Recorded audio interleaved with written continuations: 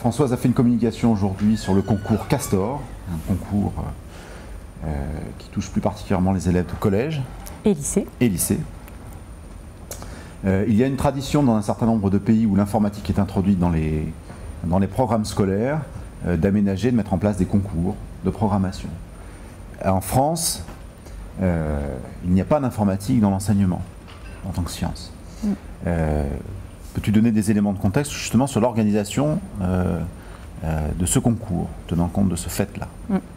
Oui, alors en effet, en France, il n'y a pas pour le moment d'enseignement d'informatique en tant que tel au collège et au lycée. Et l'idée d'introduire un concours posait la question d'un éventuel appui et soutien par les enseignants et les enseignements, soit en vue de promouvoir son concours et voire même de préparer les élèves à ce concours. Alors c'est vrai que on est dans un contexte où il n'y a pas de discipline en tant que telle, mais on est dans un contexte où quand même l'informatique est présente dans un certain nombre de disciplines, en négociation avec les besoins de ces disciplines. C'est vrai en technologie, c'est vrai un peu en mathématiques dans certaines disciplines, c'est vrai dans les formations technologiques, ingénieurs et gestion par exemple. Et donc on se rend compte qu'un tel concours peut quand même rencontrer un écho auprès de ces disciplines pour y trouver un soutien, pour un fondement un petit peu des concepts et des méthodes de l'informatique. Et la dimension concours, qui serait donc du point de vue, on va dire, de la structure, quelque chose qui vient un peu de l'extérieur du système éducatif classique, peut être quand même un moyen finalement relativement souple pour les enseignants pour y adhérer et le présenter aux élèves.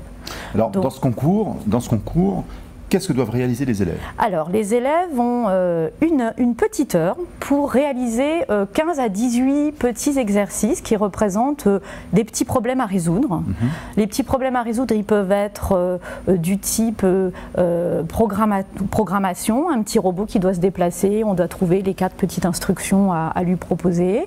Ils peuvent être de type découvrir un graphe représentant des informations et être capable de lire ce graphe, un codage de données, voire des petits exercices d'énigmes un peu logiques. En fait, on a découvert que beaucoup d'inspecteurs y ont trouvé un intérêt, les listes professionnelles des enseignants, et donc voilà, pour le moment au niveau de la promotion et l'intérêt, ça s'est fait un peu par les acteurs du système.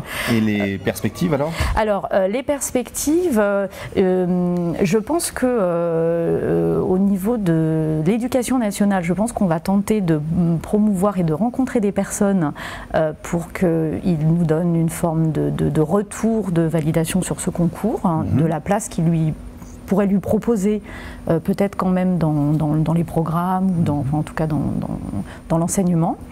Et pour nous, bon, enseignants-chercheurs, c'est un outil très intéressant et donc on veut continuer dans une perspective de pérennité du concours pour pouvoir y participer et le monter chaque année. Il y a un appel fort de la part des collègues à l'international, c'est-à-dire que le concours il prend place à l'international, d'autres pays participent et il y a un appel à la pérennisation. Ils espèrent qu'on continue à leur apporter le soutien de la France.